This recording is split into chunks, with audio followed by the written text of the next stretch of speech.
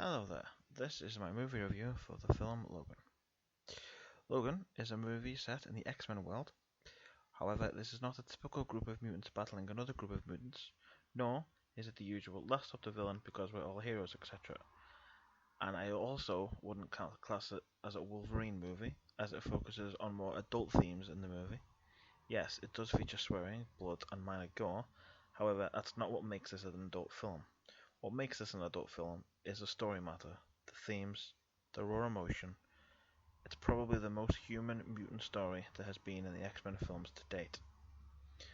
Now, whilst Deadpool also had blood and swearing, if you took that out of Deadpool, it would easily be marketable towards children and families, etc.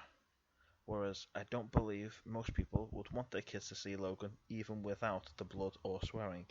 It's not a light-hearted movie at all. It's super grim, it's dank, and mostly depressing, looking at what life is like when we get old through various means. Should really go and see it. It's an amazing film. Now, onto the spoiler part. This is where I'll start to spoil the film. So, overall, the film is amazingly beautiful for all the reasons I've listed above. For the most part, the movie deals with depression in a not so subtle way, but also not hitting you over the head with it either. When the film starts, you realize the only reason Logan is doing his taxi/Uber driving thing is to get money for him and Professor X so they can go and live on the ocean in peace. Whereas I'm unsure why they would leave Caliban, but hey ho. Also, you realize that he has an adamantium bullet ready for when he wants to die. But he knows if he dies, Charles will not be able to survive without him. And then he may go on to one of his psychic seizures, then more people may die. He could be taken to the government, it could be experimented on, anything could happen. However, I got the feeling that Logan would go on the boat with Charles to live out their last days together in peace.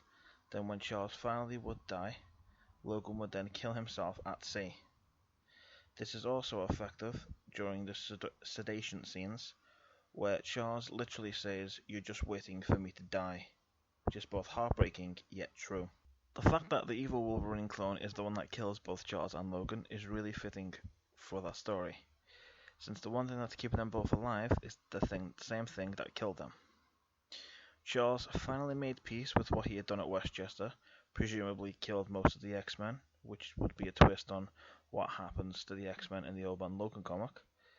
Now, whilst he made peace with this just before his life was taken away. However, Logan had to face his inner demon in a literal form of an unstoppable rage beast of Wolverine, which is that same berserker side to him. However, this is in physical form, and literally must physically fight this. It also means that Wolverine got his wish of killing himself, however, not necessarily in the way he originally planned. The inclusion of the X-23 in a Wolverine film is something I have been waiting for since she first appeared in the X-Men Evolution TV series back in the early 2000s. It's changed a little in that in the show and the general origins, she was created by the same Weapon X program that made Wolverine. However, the way they portray it in this film is pretty much close enough to that, and I had no issues with this in the slightest. The X-23 storyline in this film was very well done, relying on her animalistic side, and just because she's a child, in no way is she seen as an underdog, nor is the cutesy factor played up in any way, like in other films with murderous children that are also heroes, such as Hit Girl from Kick-Ass. X-23 is just a pure, brutal, violent badass. Despite all these positive things I have said, I did still have a few issues with the film. The whole notion that the adamantium bullet was able to blow the evil Wolverine's cloned head clear off is a bit iffy to me, as in the Wolverine Origins, Wolverine was shot in the head by an adamantium bullet twice, and he just lost his memory. So I'm inclined to believe that the evil Wolverine is not actually dead, he'd recover, and just not have his memories.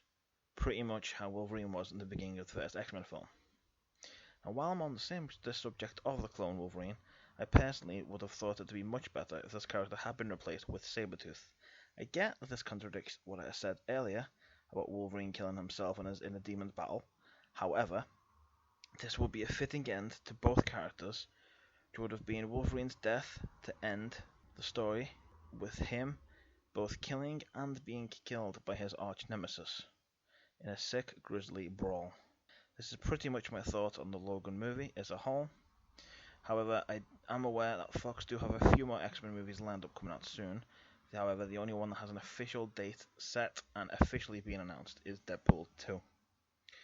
I am aware that the current working title of the next X-Men main film, which would be the X-Men team from First Class, Days of Future Past, Apocalypse, etc., the working title of that is the moment is Supernova, and I know that's generally meant to be the Phoenix storyline in their timeline, since it all got rewritten.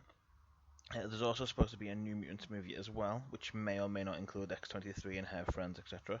There's also supposed to be an X-Force movie as well.